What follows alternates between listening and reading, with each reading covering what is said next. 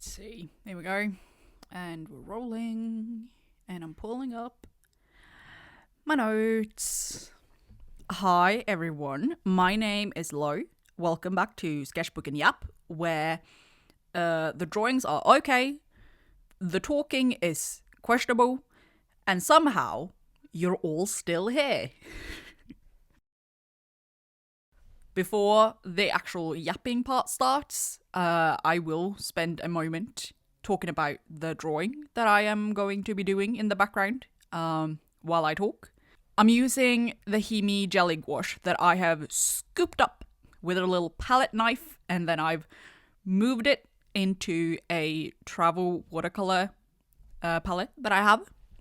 I also am using a different type of paper. I'm using watercolour paper. I needed to cover up bleed through from the last sketchbook and 𝐬𝐿𝐼𝐚 because I used markers that time. Moleskine, this is, for anyone who's asking, this is a moleskine medium-sized sketchbook. Moleskine is not a mixed media sketchbook, so I figured it was better to just use different paper. So this is specifically watercolor paper. It's cheap watercolor paper, but it's watercolor paper. And I mean, even this buckled, you know, I go a bit ham. I go a bit ham whenever I'm using wet media.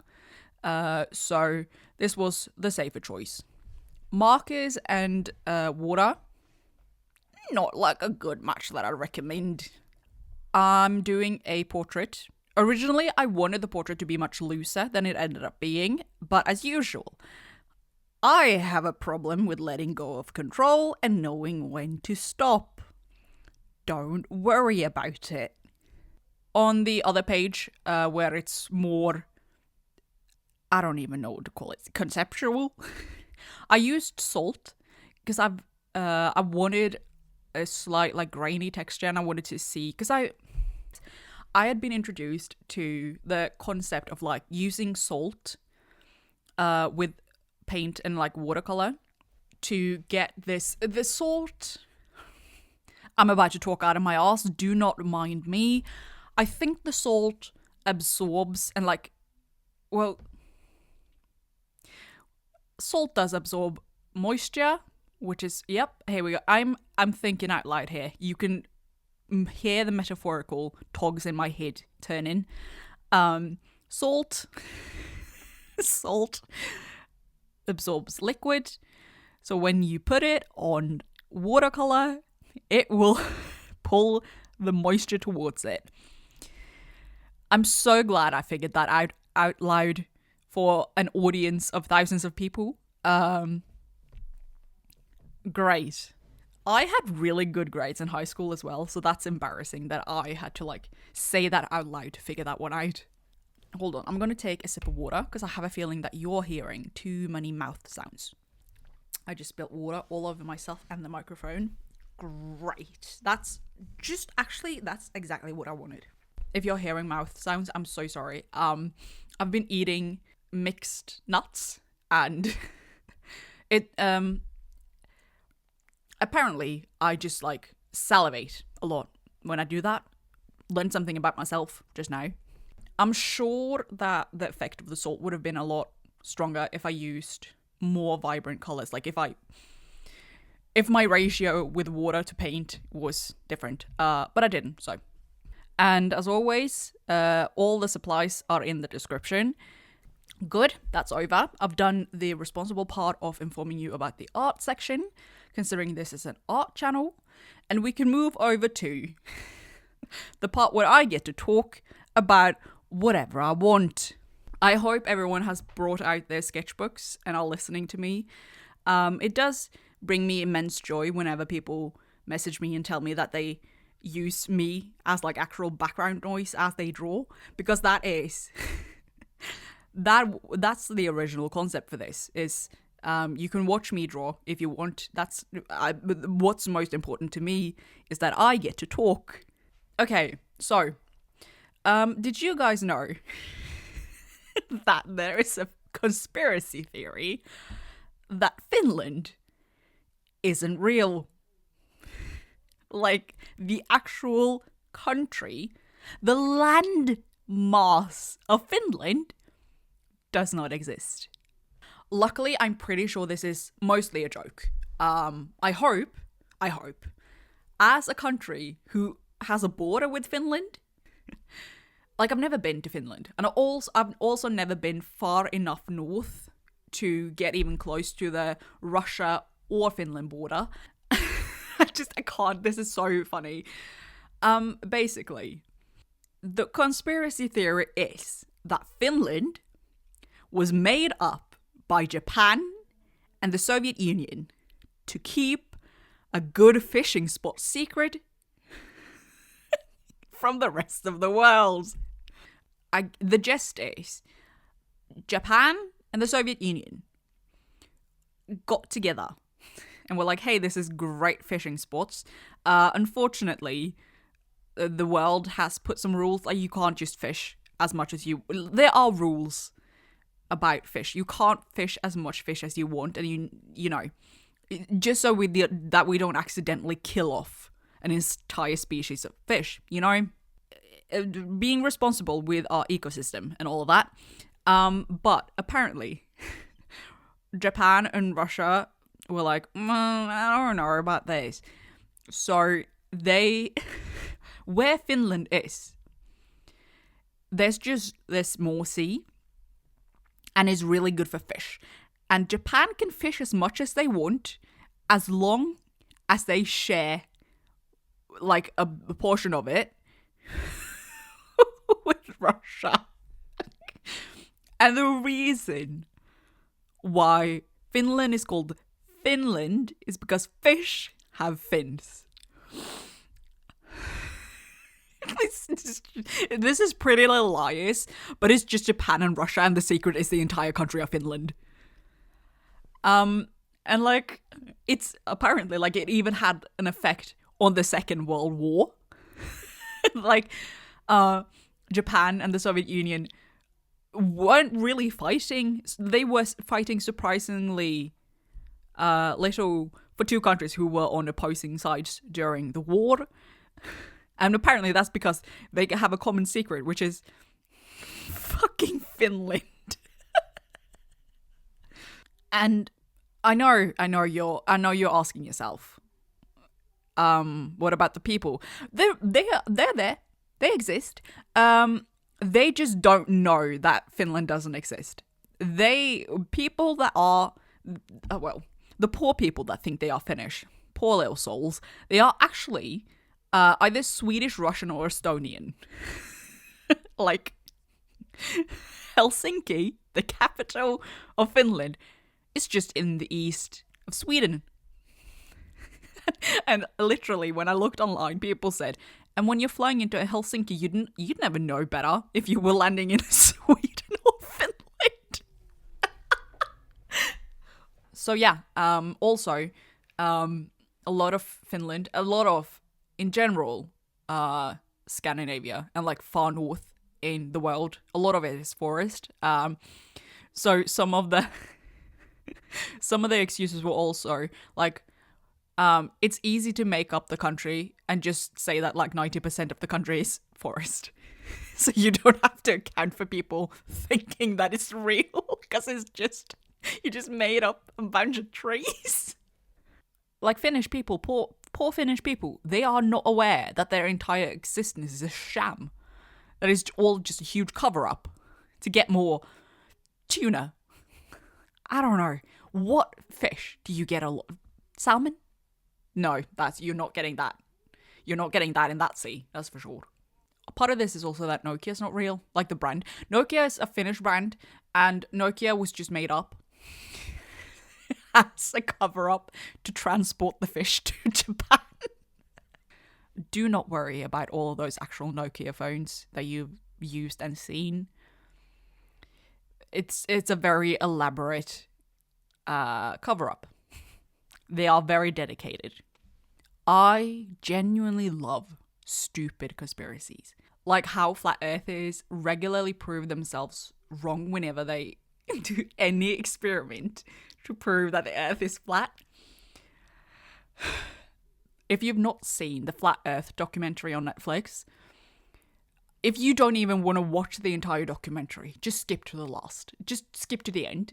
Because this dude, he's like using this fucking laser to try to prove that the earth is flat.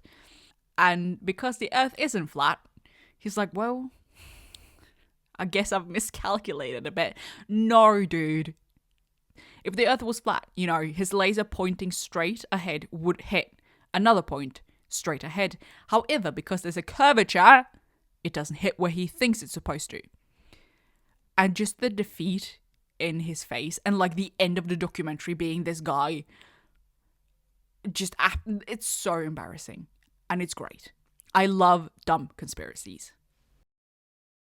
So today is 21st of January, and yesterday, 𝐬𝐿 𝐬𝐿 released a new album. I'm Agase for life, bitch. I really like Python, which is, you know, the lead single. Huge fan. It's catchy. It's really catchy. One of my grievances is that Home Run is not on Spotify anymore. And do I need to like sleep out of the Spotify headquarters to get, what do I need to do?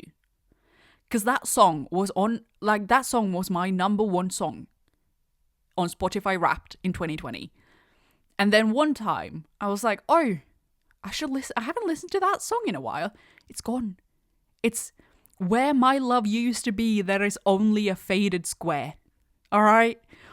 Give me my baby back. I want her back. I've listened to 𝐬𝐿 since 2015 when Just Right came out, which coincidentally was the song that was playing when I almost died in a car crash back in 2017. So picture this. I am driving in my car. I'm heading home from IKEA. This is not important, but it's very important to me, okay? Because you know that when you've been to IKEA, you're either in a horrible mood or you're in a great mood because you've been to IKEA. I was in a great mood. I'd eaten cake at IKEA. Brilliant. And I'm driving back home. And I'm about 70% of the way home. And I'm driving and it's been raining. So the roads are slippery and I am listening to 𝐬𝐿. And 𝐬𝐿, Just Right by 𝐬𝐿 is, I don't know how to explain it other than it's like annoyingly catchy and childish. Like it is, you know, it's not the song I would choose to show someone as an introduction to K-pop. Let's just say that. And I'm driving down a hill. I'm driving through a tunnel. And then as I'm driving and as 𝐬𝐿 is playing in the background, the car in front of me brakes. Just steps on it. And so do I, except I start waterplaning, which is when the water between the road and the wheel, you're basically skating. Like good luck with that, you know, press the brakes as much as you want, you're sliding.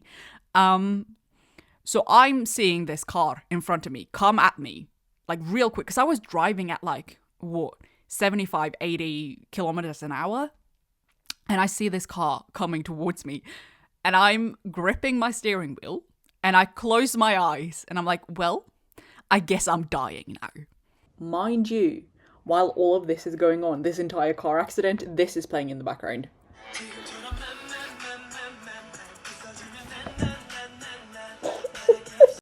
And then I hit the car in front of me and I don't die.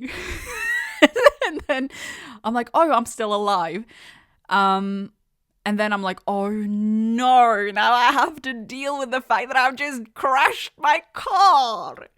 So we get out of the car. Thank God that this lady was kind.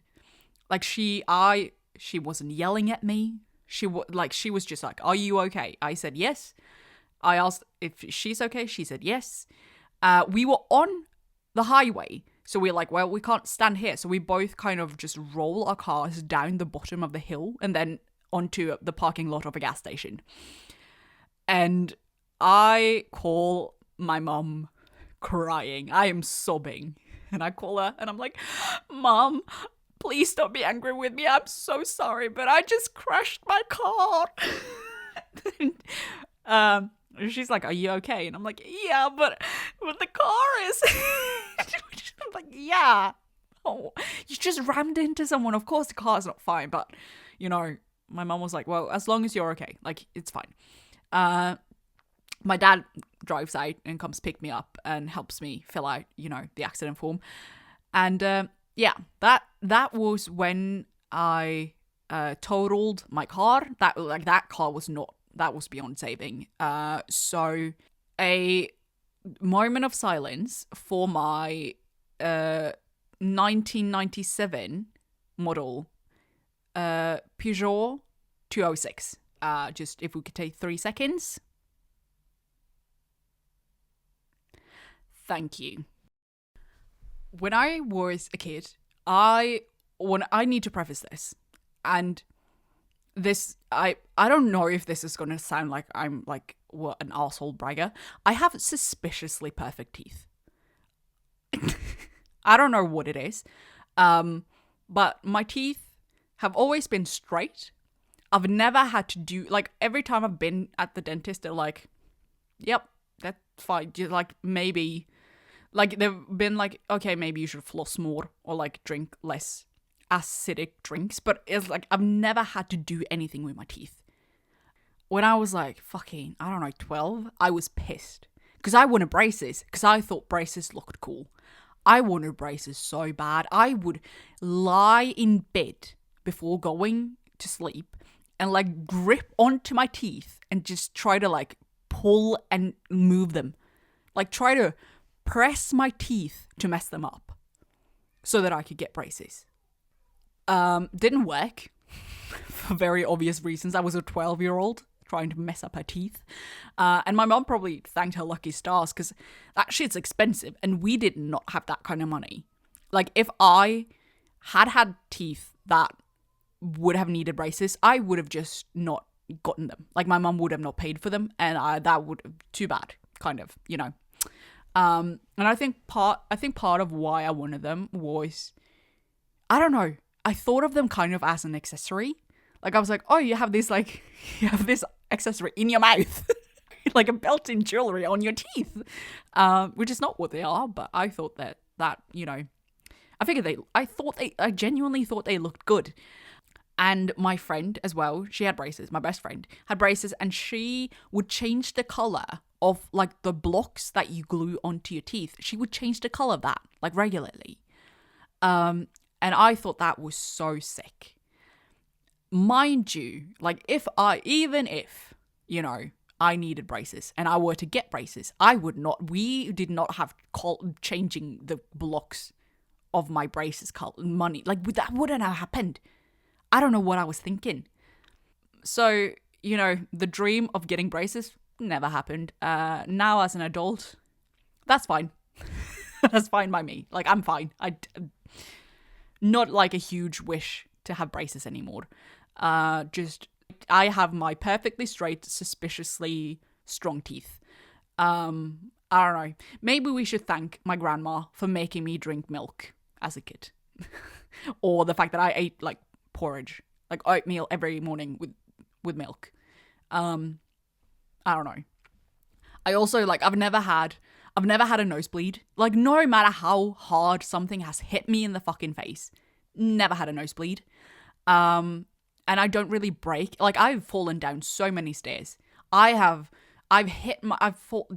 done so many things. I've never like properly broken a big bone either. So I don't know what my body's made of. Maybe I should start, I don't know. Maybe a career as a stunt woman. Because like obviously I'm built for it. Obviously I'm not going to take any damage. I recently watched a show called Alice in Borderland. It's a Japanese show, and the premise, the storyline, that's the word. I've worked in television and media for 4 years. Don't worry about it. It's a Japanese show, and people are in an alternate version of Tokyo, and they have to play games based on playing cards to earn visas, or they get zapped by a laser through the head. And the different symbols on the cards have meaning, as well as the numbers. So based on the number is the difficulty of the game. So, you know, from 1 to 10. Because originally, the Jack, Queen, and King aren't part of, you know, they aren't part of the concept. Well, they exist. They are just not playable to start with. You have the cards 1 to 10 with diamonds, hearts, clubs, and spades. And the difficulty is the numbers, and that's also how many visa days you'll earn. So, I'd be so pissed if I, like, play in a game that's like a 2 of diamonds, and I survive that shit, and I just get 2 days of peace? 48 hours I get for that. Are you joking? I would have. So mad. I was so mad. So heart games are about, like, psychology and trust. My favorite game from Alice in Borderland is the Jack of Hearts heart game. I think that's in season 2. That's my favorite. Then spades are about physical abilities. Diamonds is intelligence and strategy. And clubs is teamwork. I really like things that do not think I'm insane. As when I say this next sentence, I really like things that are mental torture of people in the form of games. Squid Games, Alice in Borderline, Saw, huge fan. Do you, maybe, could you, I will classify Saw as, like, kind of gamified. It's in the same realm, okay? And don't worry about me. I've always been a horror movie lover. I'm not usually, like, a body horror person. Like, I don't really like werewolves or, like, stuff like that. Human centipede, anything. I don't like it. That is weird considering I really like Saw, which is, you know, bone breaking, ripping off people's limbs kind of things. You know, I might get demonetized just realizing that as I'm saying these words. YouTube, please don't. I'm talking about a movie series. But I like the kind of, like, psychology, I guess. Squid Games is, you know, more of a social commentary. Rich people will just use their money like it's nothing to pay to watch people who don't have money fight to the death for it. And then Alice in Borderland feels more, it's more focused on human relationships and behavior, you know, which is what I prefer. My favorite games are the heart games because those are the games where you kind of have to trust the people and the players around you. I'm really looking forward to season 3 of Alice in Borderland. I think it's going to be released in 2025. I'm guessing, like, late 2025. And the teaser at the end of, well, okay, spoiler alert, if you've not watched this and you want to watch it, here's a timestamp, skip to the next section, because as they kind of got out of this game, I have a suspicion that, like, the fact that they woke up isn't real, which is why we have this Joker kind of character, like, he's made up this entire existence where they think they're safe and they're not. That's my conspiracy theory. I guess we'll see in, like, I don't know, a year. We'll see if I'm right. Okay, welcome back to those who didn't want spoilers. There's this game, and every now and then I'll remember that it exists. I haven't downloaded it for very obvious reasons, because that shit took over my life when I was younger. Have you guys... God, I feel like some people are going to be like, I haven't heard that name in years. The name Mystic Messenger. What it is, and I haven't played this since I was, I guess, like 17 or 18 probably. So forgive me if I forget and mess up some of the details. I think you find a phone and then you're in like a secret spy network and you're in a group chat, and then you can have like personal chats with the other characters, and you choose your path, and you basically become like romantically entangled with one of the characters. And you can play the different roads. And I think it takes like a week to play through each character, and there's at least, is it like 5 different ways that you can play it, and you can also get good and bad endings. Like you can have one of them like get pissed and kill you, I think. So there's a lot of ways this can go. Let me tell you, I was 707's bitch. It lasts for so long because you get notifications, like as if this was a real, like you get a text message or you get a phone call or something like that. So you can't just sit down and binge. Well, you can if you want to spend a lot of money on it, but I'm not. Okay, you know what? Somewhere I have to draw the line. And I think spending money on Mystic Messenger is where I personally draw the line. So you can't like sit down on a Saturday and just decide to binge play through all of the routes, because you have to wait for the text messages and the calls and the yada yada yada. But they are, programmed to be at certain times. I looked up online the times for the different messages and stuff. Girl, I had alarms on my phone. This is so embarrassing. I'd set an alarm on my phone to wake up in the middle of the night so I wouldn't miss one of the missions. There are things that don't matter if you miss them. And then there are things like phone calls, where if you miss them, you're like, you missed it. So I set a fucking alarm. 18 years old, setting an alarm at 2:13 a.m. not to miss the phone call from this random fictional anime looking millionaire on my phone game. God, that game had a hand. And also, half of the girls in my class, we all just kind of went into the cult together. So we were playing it at the same time. All of our phones went off at the same time. So you'd sit in class and then just hear like a choir of dings from our backpacks because the fucking game went off. Okay, we have made it through the part where I talk about whatever I want, and we have reached audience participation, which is where, well, I still get to talk, but you now have a say in it. So you get to ask questions and suggest topics so that I get to talk more, but you feel like you're included, which is nice of me. I'm very nice.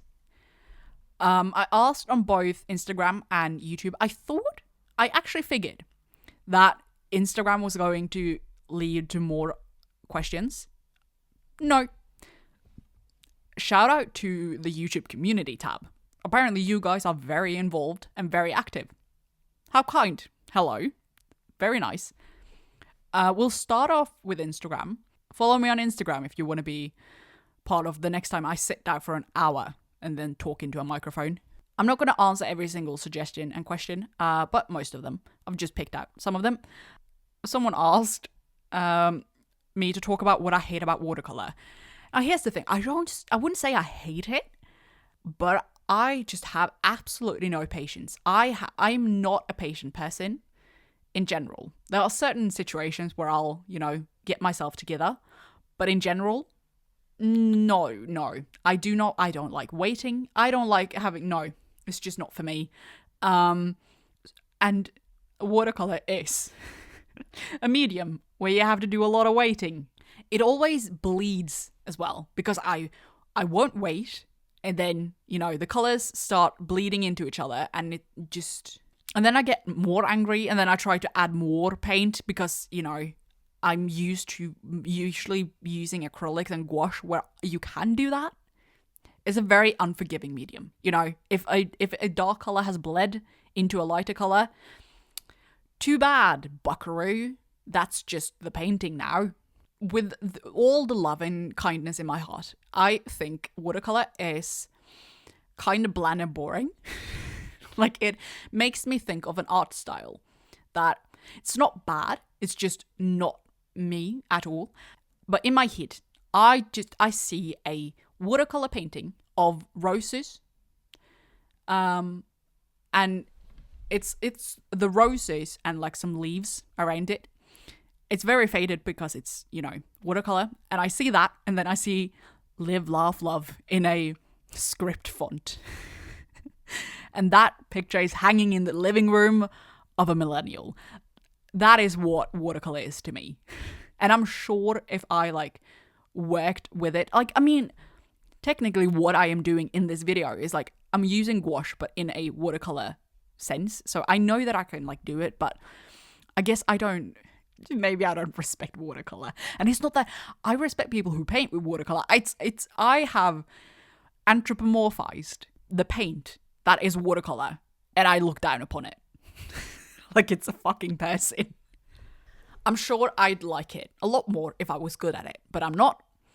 And I take that as a personal attack.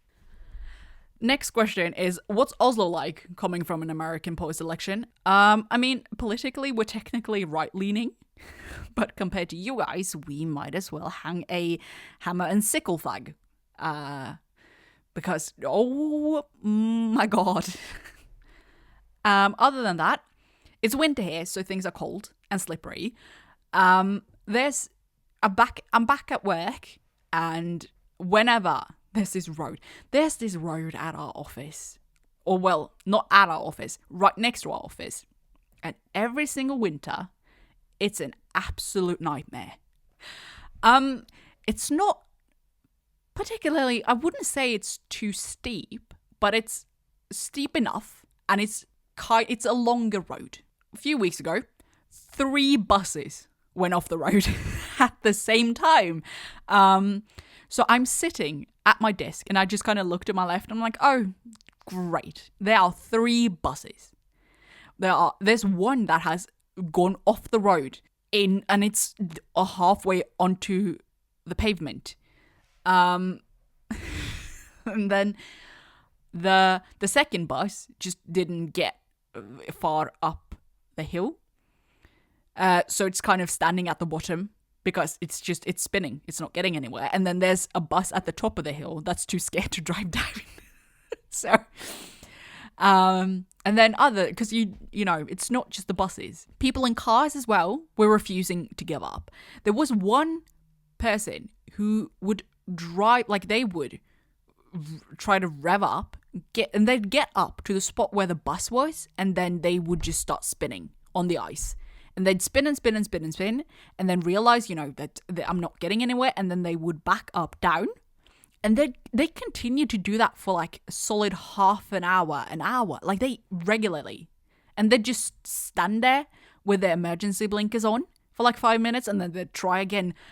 Dude, there are other roads to get up that hill. You can just do a different way to get there. You do not need to drive this specific hill.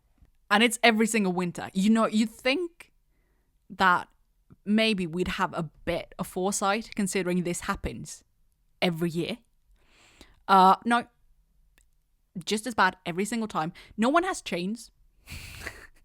I know so much about the rules when it comes to driving big machinery in Norway. If you are driving a truck, you need like by law you need to have chains with you. Why are you not wearing chains? Why aren't you? It's I mean, it's free entertainment. At the office, we will all like congregate around these 3 windows and just stare at the poor people who can't get up the hill. You know, point and laugh and all of that. Moving on to my YouTube community tab. My favorite albums currently. I'm more of an artist and song person, like not necessarily albums, because if I am to say that an album is a favorite, I feel like there can only be like 1 or maybe 2 songs on that album that I don't like. If there's more than like 3 songs on an album that I'm like iffy on, I feel like I can't say that that's a favorite album. But I'll do some quick spitfire of albums that I really like. We have The Rise and Fall of a Midwest Princess by Chapel Roan, Manic by Halsey, Stick Season by 𝐦𝐞𝐝𝐢𝐚, 5 Seconds Flat by Lizzie McAlpine, AM by Arctic Monkeys, Dopamine by Burns, Smoke and Mirrors by Imagine Dragons, Death of a Bachelor by Panic at the Disco, After Laughter by Paramore, American Candy by The Maine, Joanne by Lady Gaga, Youngblood by 5 Seconds of Summer, Blood Harmony by Phineas, and both Folklore and Evermore by Taylor Swift. I'll link my Spotify playlist in the description if you want to follow me. I have one playlist that the one that I kind of regularly change out. So the beginning of every month, I kind of clear it out and then I start kind of putting in. So usually it's the songs that I listen to the most at the time. So if you are interested to see what I listen to, you can follow me. And if you want to follow that specific playlist to see what songs specifically I am listening to the most at the moment, be my guest. They also asked who I've seen live. I'm not really a live person, but my first concert was 5 Seconds of Summer on their Rock Out With Your Socks Out tour, which is an absolutely insane tour name. That was back in, oh my god, I was like, I don't know, 16, maybe 17. So like 2015, 2014 or 2015. Oh my god, that is a decade ago. I also saw Halsey in a very small venue because she was still a very small artist with the Badlands tour. Then I saw 5 Seconds of Summer again, I don't know, a year after, on their second tour. 21 Pilots, I've seen live, very good. And then I saw Taylor Swift last year. But other than that, I've not really been to a lot of concerts. I don't know if I've ever seen, I saw a couple of musicals as a kid, but those were mostly Christmas children's musicals. Every year, me, my mum and my grandma would go and see whatever they were putting on as the children's Christmas musical at the theatre. And I've seen the play 𝐬𝐭𝐝𝐚𝐥, which is a classic Norwegian theatre play. I've seen that live on a school trip. But other than that, I've played a couple of plays because I did theatre for a few years, but I've not really done, I've not seen a lot. I saw Girl in Red before she was Girl in Red, because her and I'm pretty sure we're the same age. And we are from not the same area, but our counties are right next to each other. There was this award thing, because we also studied the same in high school. So there was this award ceremony, and she sang at the award ceremony. This was before she was Girl in Red and before she sang in English. So I just remember, and I really liked it. So I actually saved some of the songs. And then at a later date, I was like, now hold on, because I saw her. I saw this Norwegian artist is very famous. I'm like, I feel like I've seen her before, and I look her up and I'm like, oh my god, that's that girl that I saw when I was 16. And I was like, oh, she's good. So that's, that's a fun fact. My pet peeves. I don't know if I could tell you, because in my head, I don't have any pet peeves. Though, realistically, I know that I'm a very angry person. I get annoyed very easily. But in my head, they're not pet peeves. They're just common sense. I get real angry at slow walkers or people with no spatial awareness. And I'm not above huffing kind of loudly. If I'm walking behind someone and they are walking very slow or blocking the road, no issue with going and hope they hear me. Genuinely, I hope you're hearing this. I don't like snoring. And I know that it's not the person who snores' fault, but I can't deal with it. Everyone in my family snored when I was a kid. When we went on family trips to my granddad's cabin, I would wake up in the morning and I could just hear because my grandma and my granddad were divorced, so they were sleeping in different bedrooms on different they were on separate like ends of the cabin, and then I was sleeping in a bed with my mum, and then the bedroom next to that my uncle and my aunt were sleeping. All of these people, all 5 of them, were snorers. Like, you could hear it wherever you were in the cabin. You could hear someone snoring. And I don't know, maybe it's like something I had my share as a kid. You know, I've listened to enough snoring to last me a lifetime. I don't need to hear it anymore.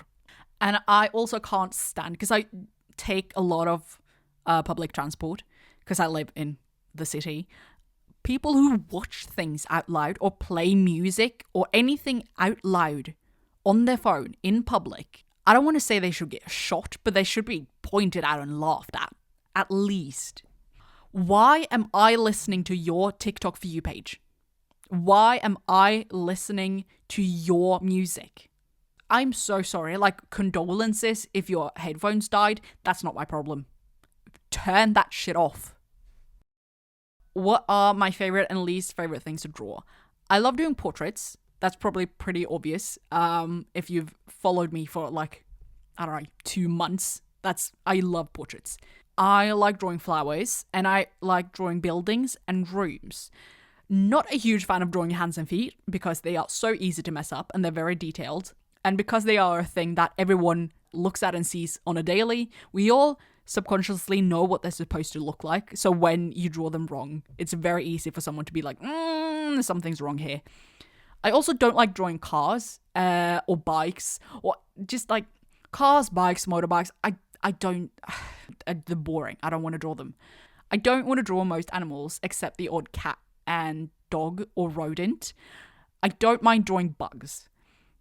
And I don't draw a lot of food, but I don't know if that's because I don't like drawing food or just because it just doesn't interest me much. Did you watch Squid Game Season 2? Your thoughts and predictions for the finale. I watched Season 2 in one day. I guess we're doing a second spoiler alert. Here's the timestamp if you don't want to hear it. I think it's very obvious that Squid Games was originally only supposed to be 1 season. I think it is very obvious that this was originally only supposed to be a show that lasted for that 1 season and that was it. So they kind of had to figure something out to kind of drag it out to a season 2 and 3. I don't know if I have much of a prediction. My safe guess is that they'll like get in and take down, the establishment. And I think the end will be an open-ended kind of, it's over, ... or is it kind of deal. Because, social commentary, and you're not exactly going to eradicate rich people and poor people anytime soon. So I'm guessing that they are going to be put back in the games, because I have a feeling that they are not going to have an entire season 3 without any games being played. So they may be just meaner about the games, perhaps. That's the end. That's the end of Sketchbook and 𝐬𝐿𝐴𝐻 for today. Thank you so much for joining me.